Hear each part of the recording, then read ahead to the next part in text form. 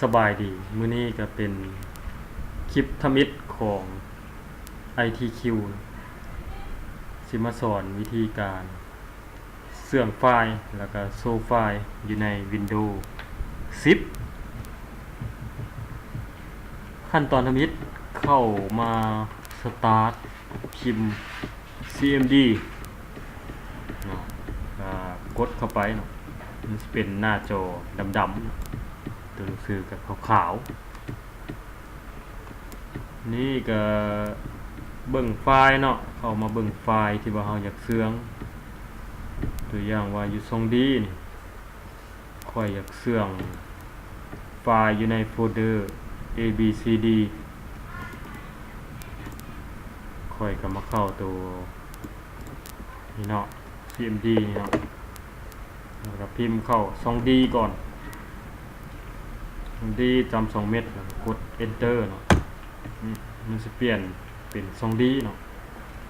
หลังจากนั้นเราก็เข้าไปโฟลเดอร์ของ abcd เนาะพิมพ์คำสั่ง cd เนาะสัญญาว่าตามด้วยชื่อของโฟลเดอร์ที่เราอยากเข้าไปเสื่อมไฟล์เนาะ abcd enter เข้าไปเนาะมันจะเป็นพาธนั่นนี่เนาะเป็น tu เนาะ tu แม่น 2d folder แม่น abcd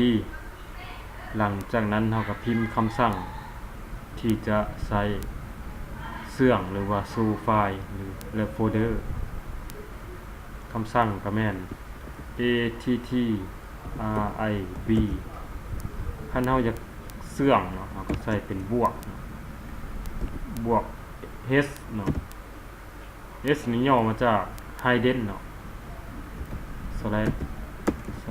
s slash d เนาะ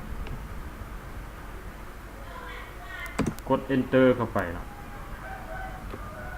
สังเกตว่าโฟลเดอร์หรือว่าไฟล์อยู่ในซองเฮาเนาะมันก็สิบ่เห็นเนาะมันสิเสื่อมไปละอันนี้แม่นใช้ในกรณีที่ว่าไฟล์ที่เฮาบ่อยากให้ผู้ใดเห็นเนาะอันนี้ในกรณีเฮาอยากให้กลับคืนมาคือเก่าเฮาก็เปลี่ยนจากบวก h เป็นลบ h เนาะกด enter เนาะมันก็มาคือเก่าเนาะอันนี้แม่นวิธีง่ายๆหรือว่าเฮาอยากเข้าไปเสื่องเฉพาะแต่โฟลเดอร์เนาะโฟลเดอร์อยู่ในนี่เนาะตัวอย่างว่าอยากเสื่องโฟลเดอร์001นี่เฮาก็พิมพ์ต่อเลยเนาะ001เนาะอันนี้แม่นเฮาอยากเสื่องโฟลเดอร์001นี่เนาะมันก็สิหายไป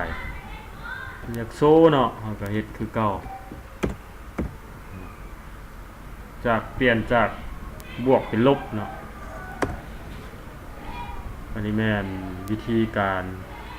เสื่องไฟล์แล้วก็เสื่องโฟลเดอร์อยู่ใน Windows 10เนาะลองไปเฮ็ดเบิ่งเนาะเฮ็ดได้บ่ได้นะแต่ก็คอมเมนต์ส่งมาถามเนาะก็ขอจบซ้ำนี้เนาะสำหรับคลิปทำอิฐของซองใหม่เฮาเนาะ ITQ